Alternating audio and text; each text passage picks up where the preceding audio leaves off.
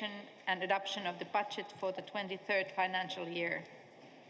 We will first hear a statement by the Registrar of the Court, Mr. Osvaldo Zavala-Giller, and then a presentation by the Chair of the Committee on Budget and Finance, Ms. Monica Sanchez-Izquierdo.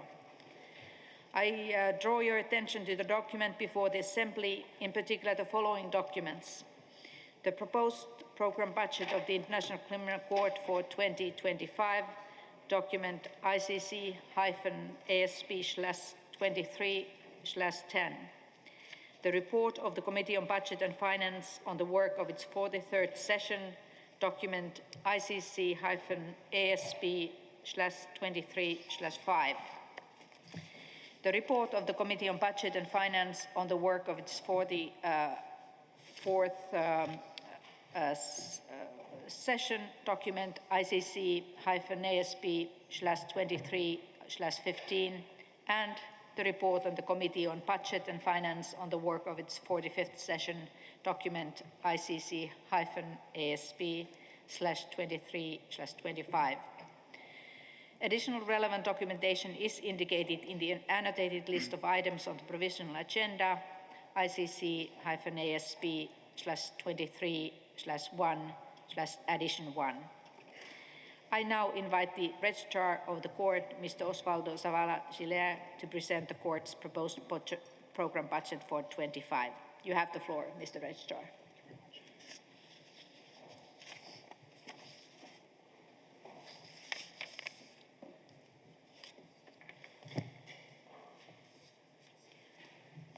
Your Excellency, President of the Assembly of States Parties, Excellencies, distinguished delegates, it is a great privilege to address you today. These annual sessions represent a key moment in the relation between the Court and States Parties, one where we have the profound opportunity to listen to States Parties, valuing your steadfast support, understanding your concerns, and following your thoughtful guidance. Over the years together, we have witnessed successes and shared in the collective aspiration for justice that defines the mandate of the International Criminal Court. The Court did not emerge in isolation. It was established with a clear and solemn purpose entrusted by you, the States Parties, to deliver justice through the robust application of the Rome Statute system, and to provide a permanent mechanism for addressing the gravest crimes of concern to the international community as a whole.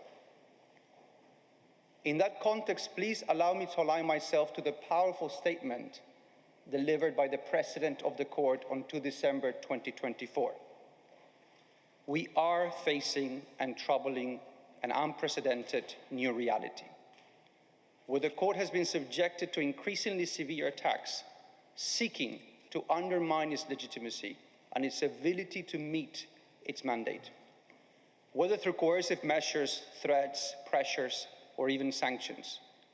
Make no mistake, we remain undeterred in fulfilling our mandate as entrusted by our States Parties. At this moment, 9 of current or former elected officials have been subject to coercive measures from the Russian Federation. President Akane, Vice President Aitala, Second Vice President Alapini Gansu, Judge Ugalde, Judge Ibáñez Carranza, Judge Schmidt, Judge Ben Mahfoud, and former President Judge Hofmansky, as well as the prosecutor. Not only is this profoundly unacceptable, but a new reality which permeates into all aspects of the critical work of the Court. So, in preparing the proposed program budget for 2025, the Court has carefully prioritized resources deemed essential to fulfill this critical mandate. Since the executive summary presentation this summer, States Parties have had the opportunity to engage on this proposal. States Parties have first received the recommendations from the Committee on Budget and Finance at its 45th session in September. which have also provided the court with guidance on our proposal. We have aimed to provide as much technical information on the different elements of the 2025 proposed budget in our engagement with states since then, in order to facilitate the consideration and the decision-making of states parties on the final figures for next year. As such, we understand the natural evolution of the budgetary process and stand ready to engage in a constructive and transparent manner. Here, allow me to acknowledge that the proposed 2025 budget we presented seeks a significant commitment from states parties. We are mindful of the financial realities faced by states parties, as well as the recent changes brought to the levels of the assessed contributions according to the preliminary UN scale of assessment. We know that each of your country's contributions represent investments in justice, accountability, and a Rome Statute system that serves humanity at its most critical times, such as those we live in today. The court is sincerely thankful to you. The court's proposed budget for 2025 amounts to 206.2 million euros, inclusive of the host state loan, representing an increase of approximately 19.1 million euros or 10.2% over the approved budget for 2024. This proposed increase consists of two principal elements: a significant allocation to address new requirements across investigations, judicial activities, security, and institutional efficiencies, and additional funding to address unavoidable inflationary pressures, including adjustments tied to the United Nations Common System costs. At the pretrial level, the Office of the Prosecutor faces unprecedented pressures, necessitating intensive investigative activities across multiple situations, often in environments where access to the territory and state cooperation are limited. This reality has profound implications for the overall court's operations. From the OTP investigations to the other court-wide mandated activities, not least in terms of security requirements. Moreover, as reflected in the proposed program budget of the Office of the Prosecutor and in the registry, greater focus is placed on tracking and arrest activities, including through enhanced inter-organ coordination. These resources will allow for intensified activities in relation to a record number of warrants of arrest, whether public or under seal, available for execution. 30 individuals remain at large. We must do our utmost, the court and its states parties, to meet this mandate. The conduct of fair and expeditious pretrial, trial, and appeal proceedings before the chambers remains at the core of the court's mandate. The court continues to work to expedite and streamline proceedings with due regard for the complexity of the cases, the number of witnesses, the volume of evidence, and the number of languages involved. 3 cases, the Yekato Manengaisona, the Abdel Rahman, and the Said case, will be at various stages of the trial phase for all or part of 2025. And depending on the outcome of the trials and the timing of the trial judgments, the respective sentencing and reparations proceedings phases will commence next year. Increased hearing activities anticipated in Said, whereas the other cases are forecast to be in deliberations and judgment drafting phase. The Onwen, Ntaganda, Al-Mahdi, and Lubanga cases will continue in the implementation phase of reparations and require judicial oversight, in particular in terms of the review of detailed reports and submissions and the issuance of decisions. As a conviction has now been entered in the Al-Hassan case, it is expected that the reparations phase and associated field activities for identification of and consultation with victims will be ongoing before the trial chamber in 2025. The Trust Fund for Victims will be even more active in 2025 than this year, after 2 landmark reparation orders were issued in the Ntaganda case in the amount of $31.3 million for an estimated 10,500 victims, and in the Onwen case in the amount of 52.4 million euros for almost 50,000 victims. The scale and nature of these reparations have imposed high demands on the Trust Fund for Victims Secretariat in implementing them. Permettez-moi de m'adresser à vous maintenant en français.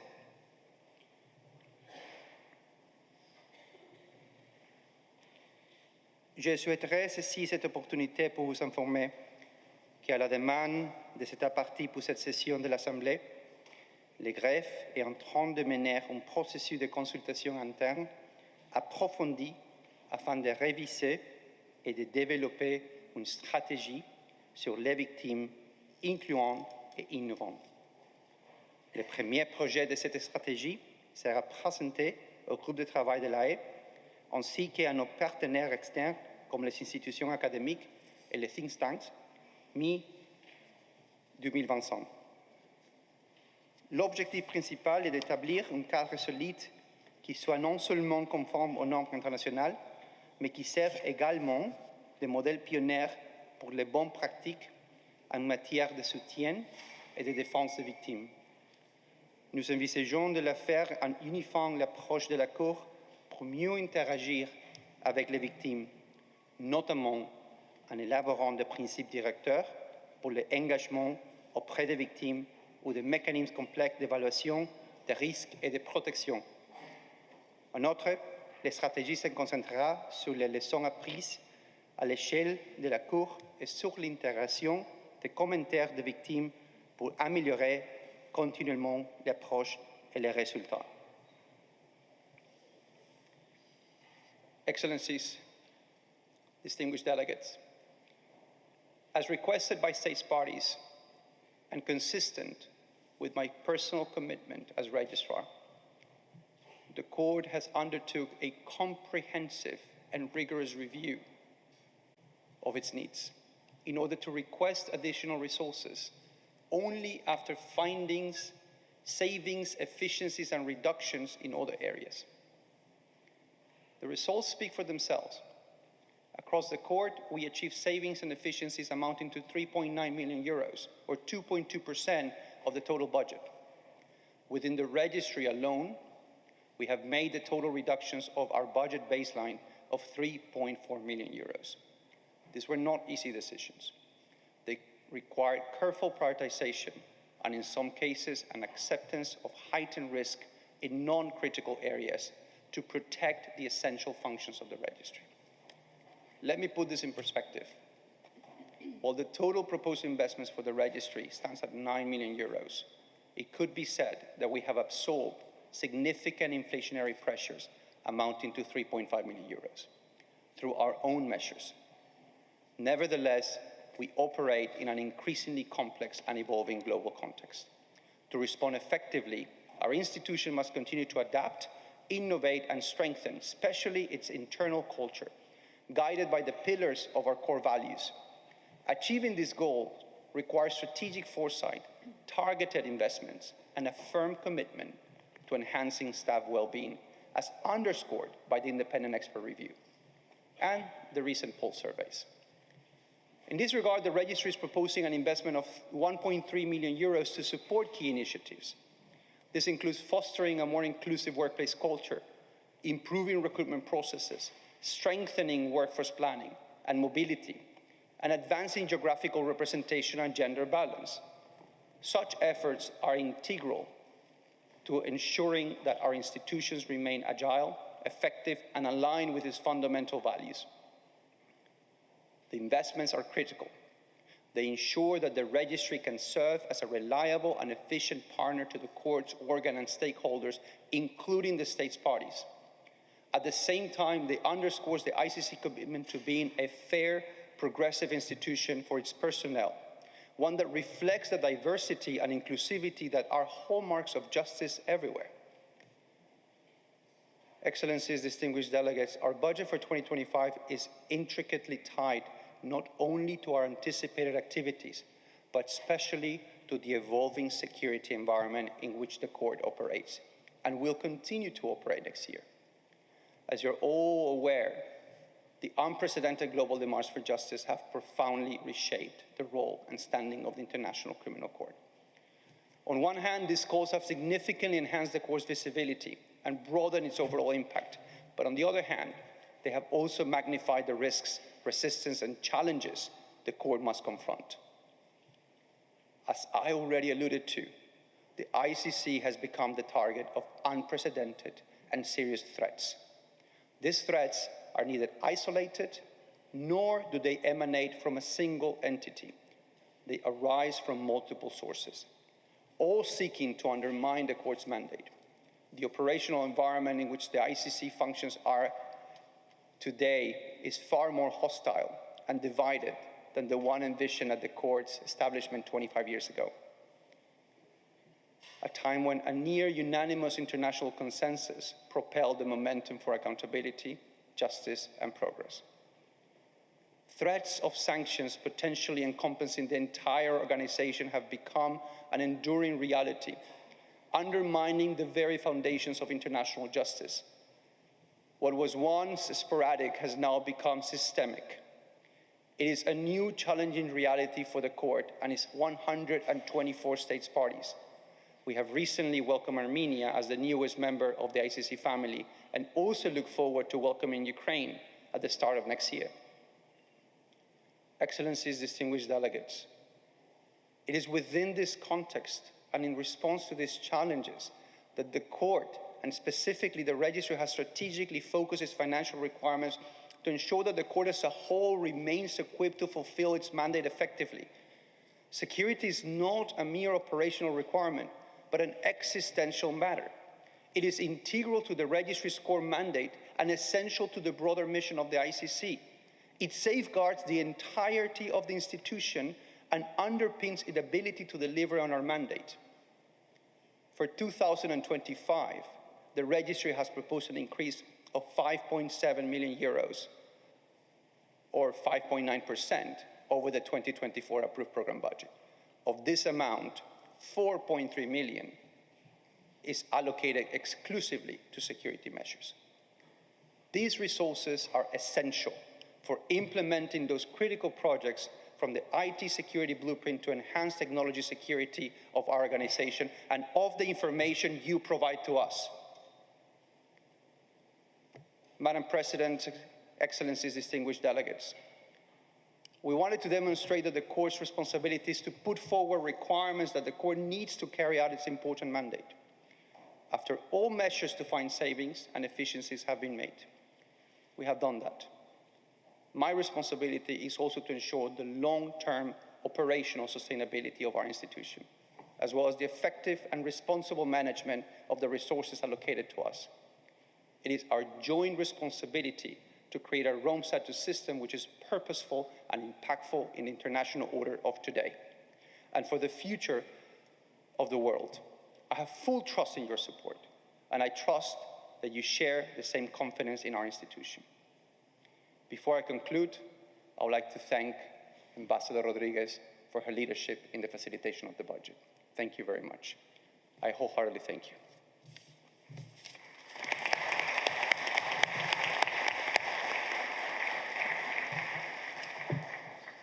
I thank the Registrar for his important intervention.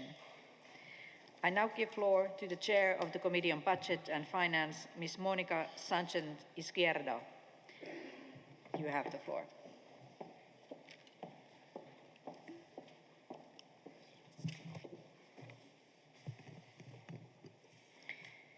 Señora Presidenta, Excelencias, distinguidos delegadas y delegados, señoras y señores.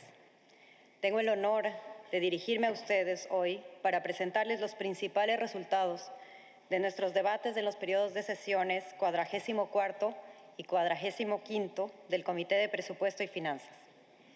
Ante todo, quisiera aprovechar esta oportunidad para dar gracias a mis colegas del Comité Administrativo y Financiero por su dedicación y ardua labor durante este año.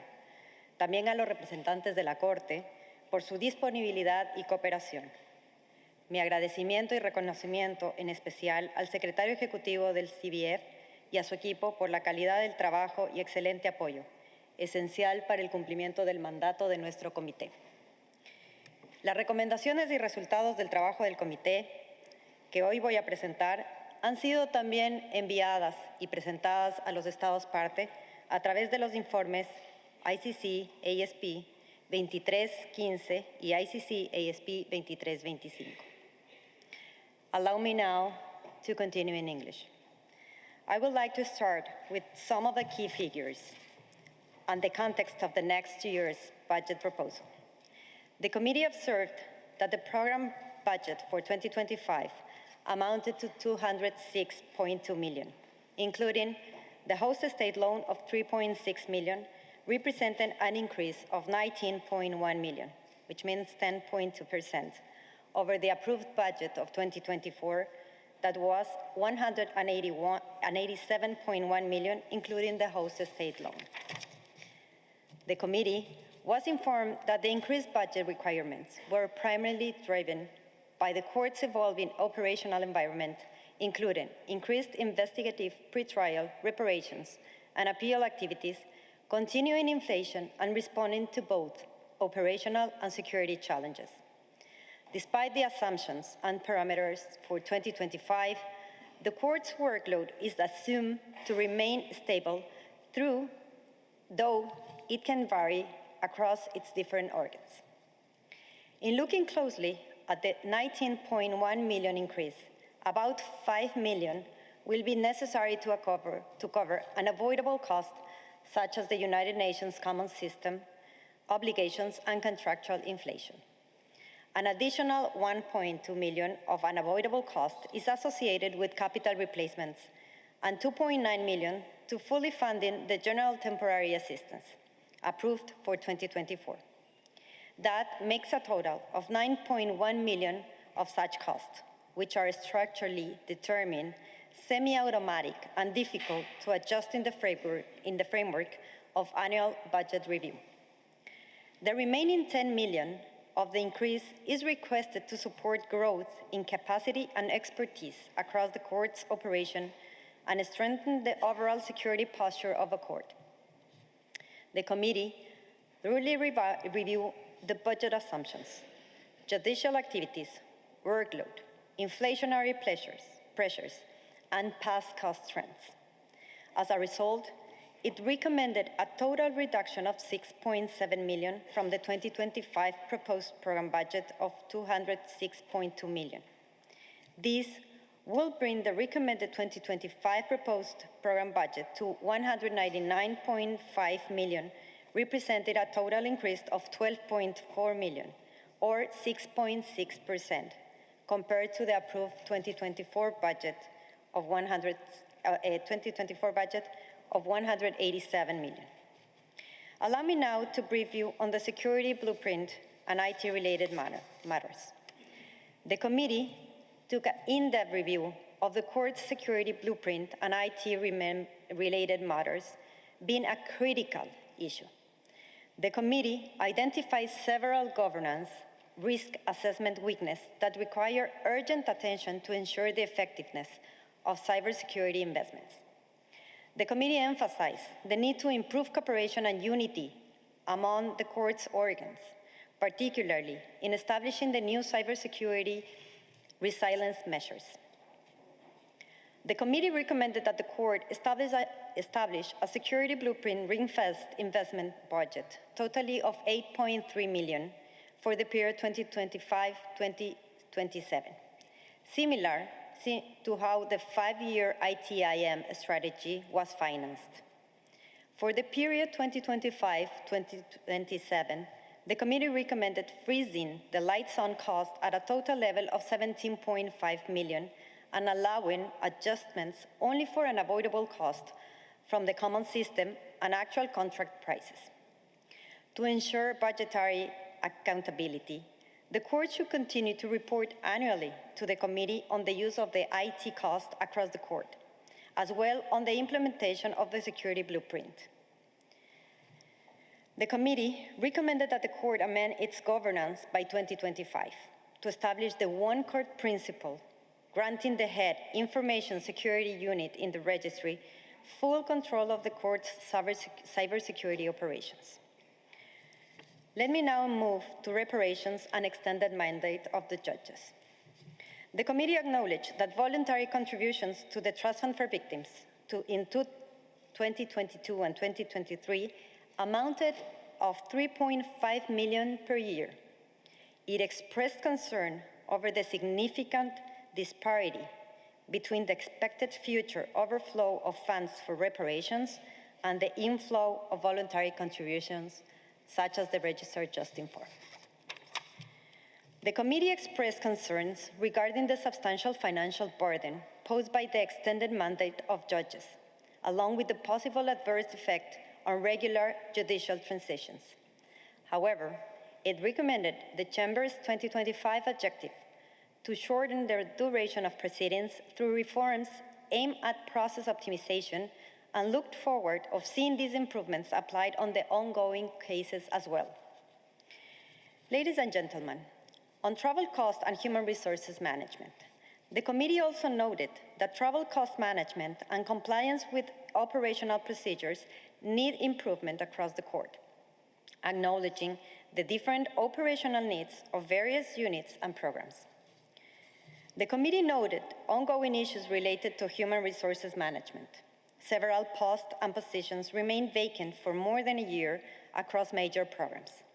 In some cases, unspent resources from these vacancies were used to hire short-term appointments and consultants, while in other instances, the positions were simply left unfilled.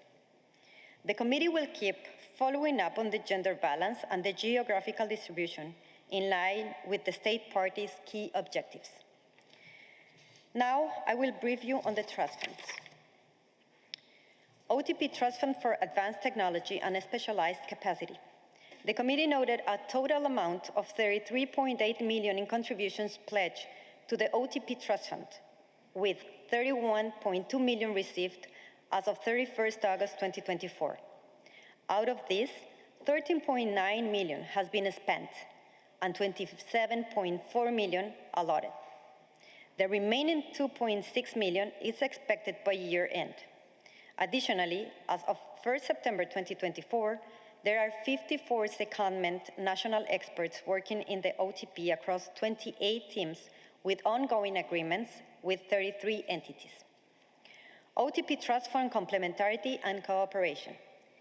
The OTP Trust Fund for Complementarity and Cooperation was launched on 25th April of 2024. This fund supports programmatic complementary activities outside of the regular budget, aiding domestic proceedings in key situations. To date, $125,000 has been pledged, $105,000 received, and $53,600 spent by August 2024. OTP Trust Fund on Geographical Diversity. The Trust Fund on Geographical Diversity was established in December 2023. This fund provides financial support eligible state parties for the living and other expenses of deployed personnel. Contributions amounted to $702,000 have been pledged and received. A special fund for security. As at the end of August 2024, contributions to the Special Fund for Security managed by the registry total at $2.8 million, with $2.4 million received and $900,000 spent. This fund will be discontinued once depleted. I will now go into the contingency fund and premises.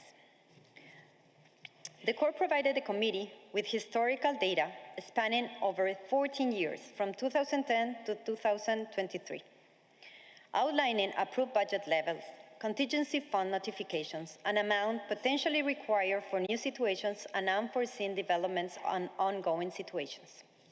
The committee recommended maintaining the The committee recommended maintaining the current notional contingency fund level at $7 million.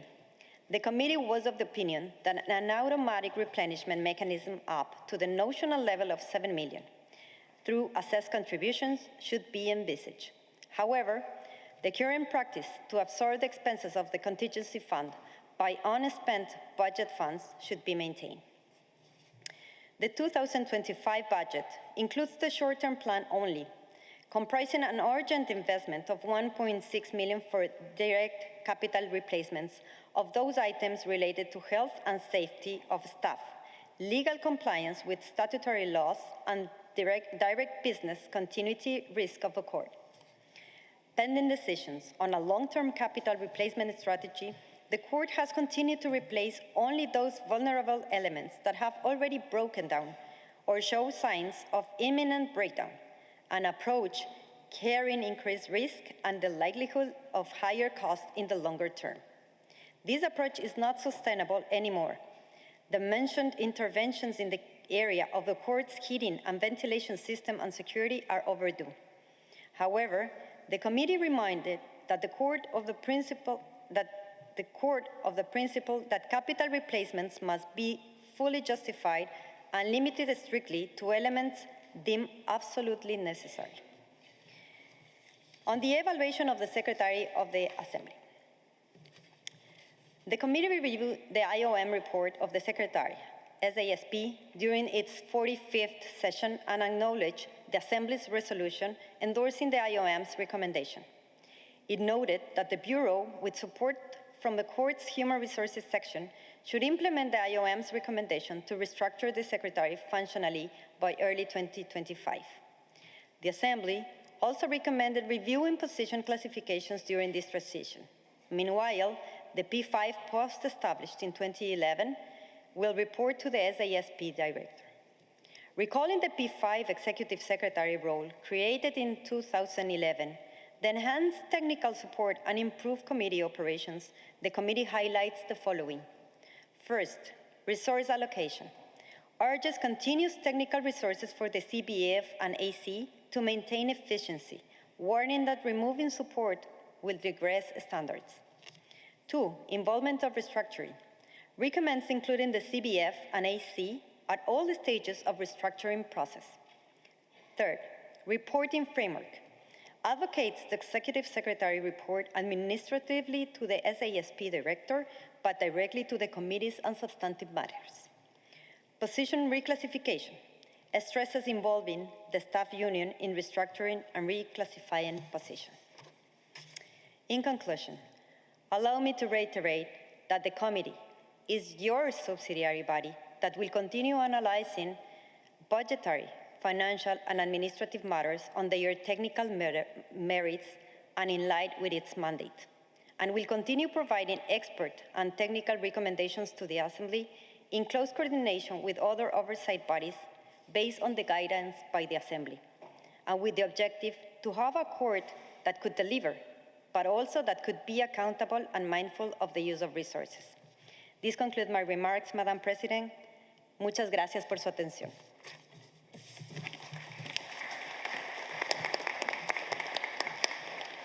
I thank the Chair of the Committee on Budget and Finance for her intervention.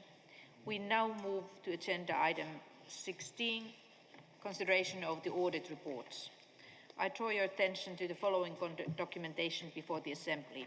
The financial statements of the International Criminal Court for the year ended 31st December 23, document ICC-ASP23/12, and the financial statement of the Trust Fund for Victims for the year 31st December 23, the year that ended 31st December 23, in document ICC-ASP/23/13.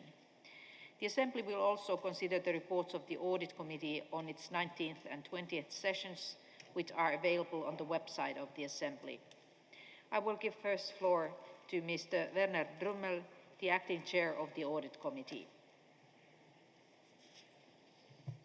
Thank you very much, Madam President, Excellencies, distinguished delegates, ladies and gentlemen. I would like to thank you for the opportunity to address you today and to present the main outcomes of our discussions at the 19th and 20th session of the Audit Committee.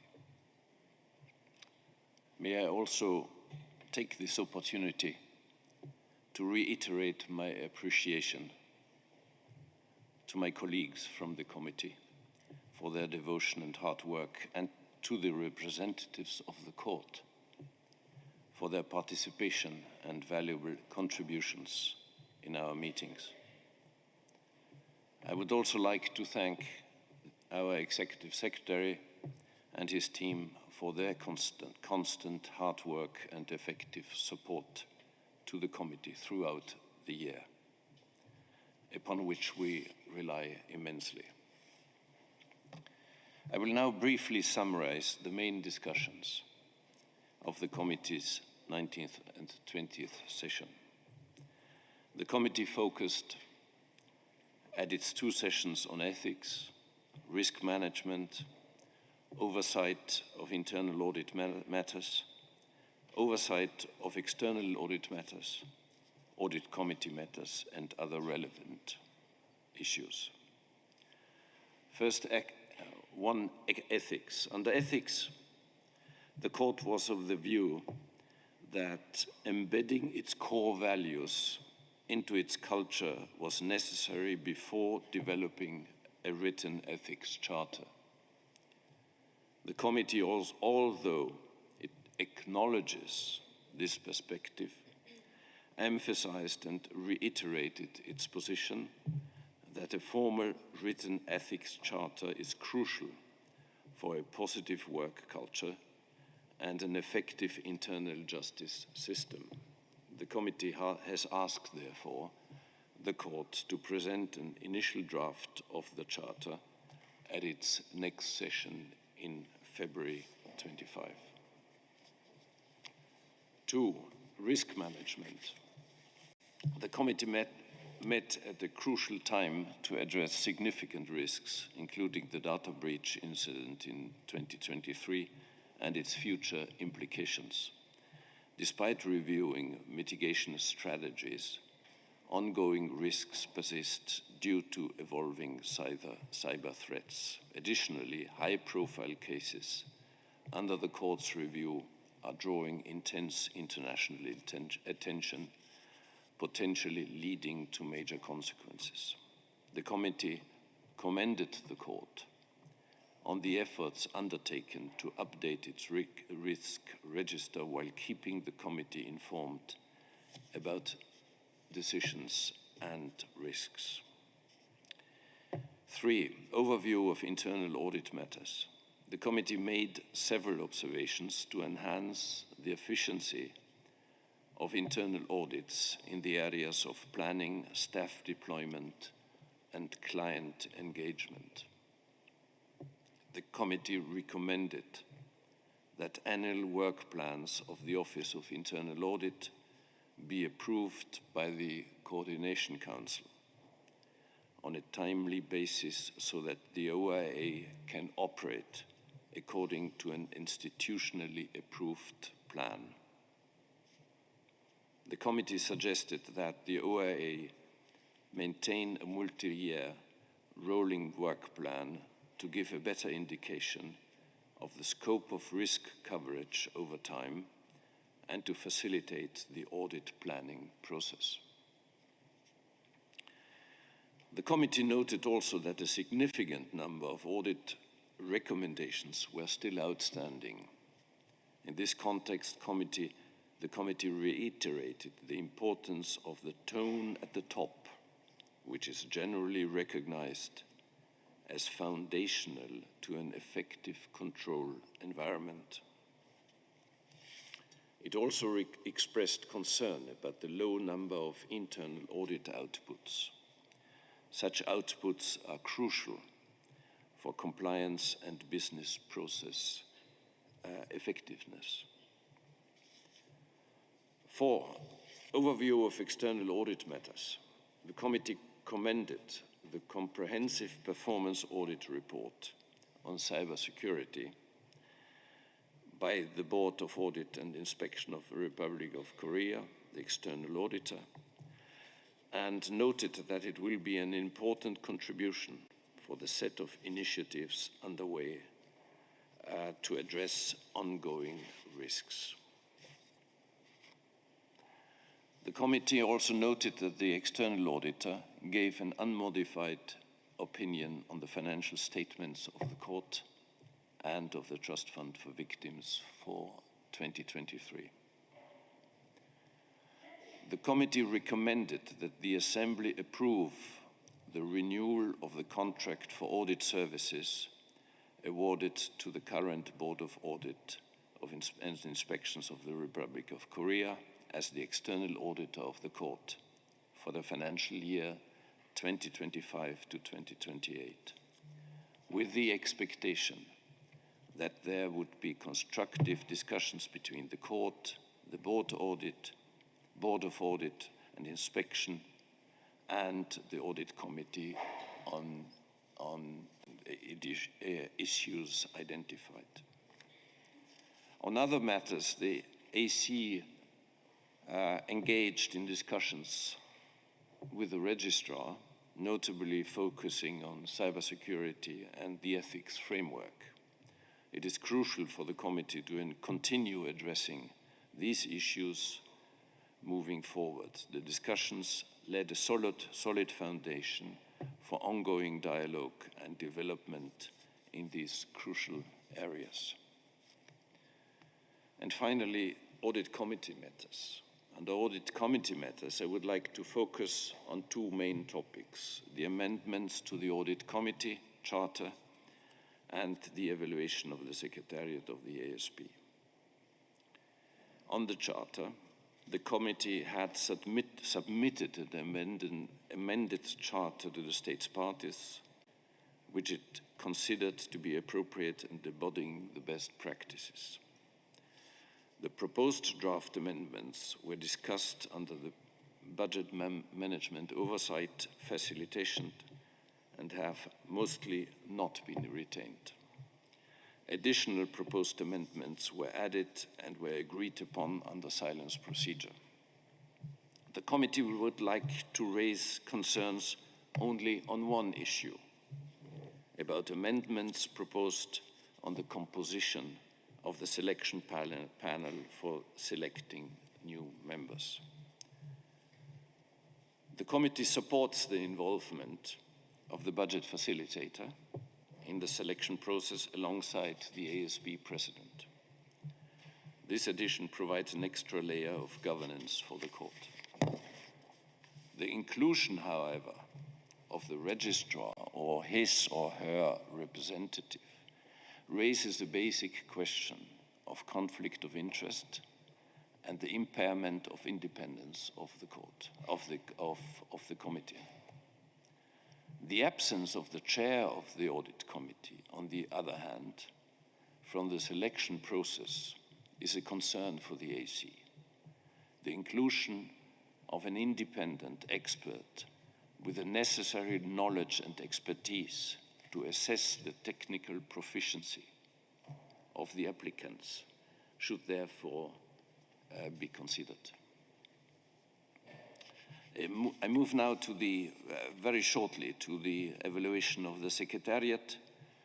The Audit Committee shares the position of the CBF, which just has been explained by my colleague, concerning the restructuring of the Secretariat, and the AC had informed when requested so the President about its concerns.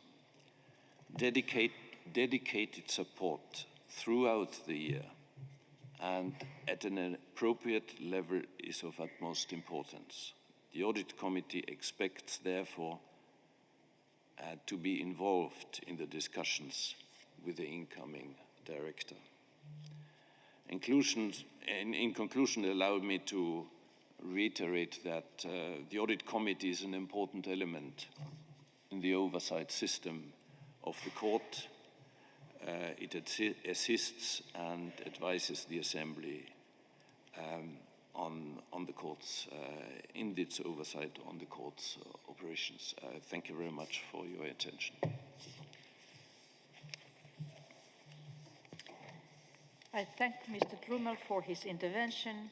I will now give the floor to the representative of the external auditor, Mr. Yang Shaw. Thank you for giving me the floor. Madam President, Your Excellencies and distinguished delegates, ladies and gentlemen, it's my honor to present to you today the report prepared by the External Auditor during 2024. In accordance with Article 12 of the Financial Rules and Regulations of the International Criminal Court, I'm Yang Chan-jo, Director of the Division of Audit on International Organizations from the Board of Audit and Inspection of the Republic of Korea. I'm here today on behalf of the External Auditor, Mr. Jae Choi, Chair of the BAI. He expresses his deep regret for not being able to make this presentation himself. I would like to give you a brief overview of the 3 audit reports which were issued in 2024 by the External Auditor. Financial statement of the ICC for the year ended 31st December 2023, financial statement of the Trust Fund for Victims for the year ended 31st December 2023, and performance audit on cybersecurity. Based on the financial audit, the External Auditor believes that the accompanying financial statement present fairly in all material respects for the 2023, and audit evidence that has been obtained is sufficient and appropriate. Therefore, the External Auditor provided a modified audit opinion on the 2023 financial statement for both the ICC and the Trust Fund for Victims. Now, I would like to address the audit report on the financial statement of the ICC for the financial year 2023. Regarding the financial position, total assets increased primarily due to a significant rise in cash and cash equivalent, despite a decrease in account receivable. At the same time, total liabilities declined, largely driven by reductions in deferred revenue and accrued expenses. Regarding the financial performance, it was found that both total revenues and expenses experienced substantial growth in 2023.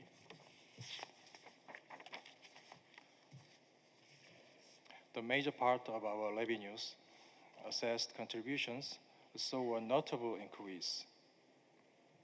Alongside the significant rise in voluntary contributions. On the expenses side, employee benefit expenses, which form a significant portion of our total expenses, also increased.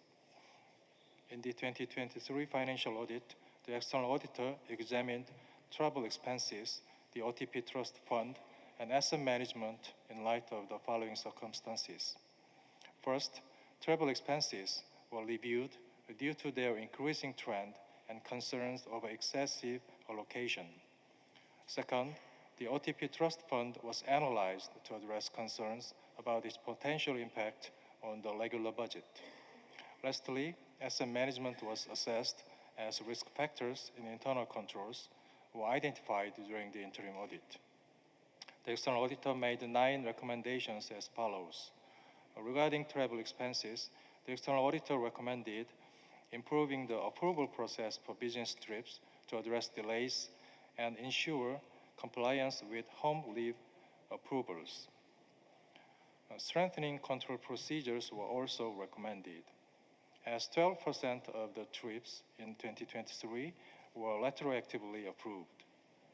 Additionally, the External Auditor recommended enhancing internal controls, as nearly half of the travel expenses report for 2022 and 2023 was submitted late. Finally, the improvement in the travel budget formulation process were recommended to address discrepancies between budgeted and actual travel expenses. With respect to the OTP Trust Fund, the External Auditor noted that only 13.8% of the fund was utilized by the end of 2023, and recommended developing measures to improve the execution rate. The External Auditor also recommended implementing a regular monitoring system, as the current system mainly focuses on financial aspects. Lastly, the External Auditor recommended implementing internal control procedures to assess the trust fund impact on the regular budget before execution, as the OTP has not fully established such procedures. In terms of asset management, a significant number of assets remained unverified, and inefficiencies were found in a barcode method. Thus, the external auditor recommended developing a plan to improve asset management and establish internal controls.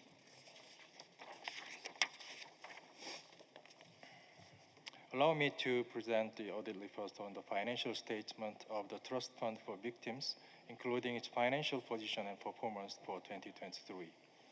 Regarding the financial position, total assets decreased primarily due to a reduction in cash and cash equivalent. Provisions, which made up of a significant portion of total liabilities, slightly decreased from the previous year. Net assets and equity also declined significantly. Regarding the financial performance, the deficit trend has continued from the previous year, mainly due to voluntary contributions, which do not exceed program expenses. However, there was an increase in total revenue, driven by a growth in assessed contributions. In the 2023 Trust Fund for Victim Financial Audit, the external auditor focused on the mobilization of resources due to the significant expansion of the reparation program and the anticipated increase in prosecuted cases. The external auditor made 3 recommendations as follows. The external auditor found that the Trust Fund for Victims lacks consistent fundraising strategies and recommended establishing systematic plans to secure the resources needed for its mission.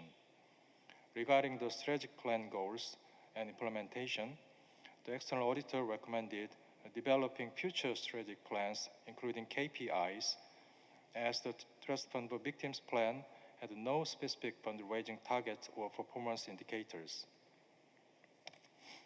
In 2024, the external auditor conducted a performance audit on the ICC's cybersecurity to assess its status and enhance confidentiality, integrity, and availability.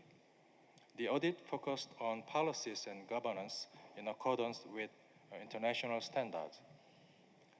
For reference, the audit placed less emphasis on technical reviews, and the external auditor did not perform a penetration test, as the ICC stated that it had already investigated the cause of the cybersecurity incident in September 2023. Furthermore, some disclosures were made according to the ICC's consultation, while cybersecurity audit results are typically confidential. Although certain portions were redacted, I believe this presentation still provides an overview of key issues in the court cybersecurity area. At the beginning of the audit, the external auditor conducted a vulnerability assessment and made 3 recommendations with a focus on confidentiality, integrity, and availability. From the confidentiality perspective, the external auditor identified areas for improvement in access right and data leakage prevention.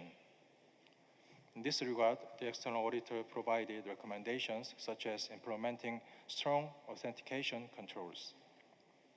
From the integrity perspective, the external auditor highlighted areas for improvement in prevention and protection, and made recommendations such as implementation of controls to protect against malicious software. Lastly, from the availability perspective, the external auditor recommended actions such as developing business continuity plans and disaster recovery plans. The external auditor found the main causes of these vulnerabilities in the issues related to governance for cybersecurity, risk management, and internal controls, and made 5 recommendations. In terms of governance, the ICC has not updated its high-level information security policy, making information security activities challenging to align with the latest international standard. Thus, the external auditor recommended revising the high-level ISP to follow the latest one. Moreover, the external auditor recommended expediting the revision of data classification levels and ensuring that the Information Management Governance Board actively fulfills its governance role in cybersecurity, and that the Information Management Security section reports issues to the governing body in a timely manner. Regarding risk management, the external auditor recommended that the ICC define its risk appetite for non-strategic cybersecurity risks. Additionally, given the technical vulnerabilities identified through penetration tests and automated scans, the external auditor recommended allocating sufficient priority and resources to address these issues.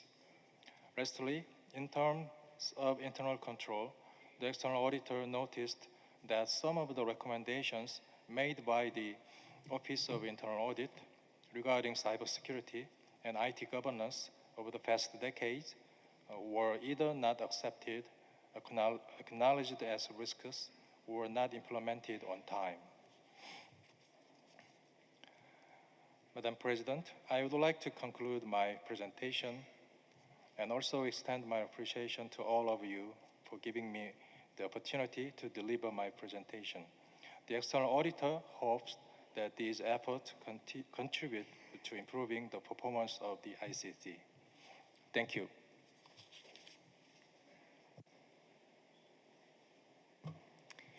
I thank Mr. Yang Chang-shou for his intervention. We have thus concluded our business for this plenary. The discussion on these matters will continue in the working group on program budget, which will meet in this room in 5 minutes after the adjournment of this meeting. This meeting is adjourned.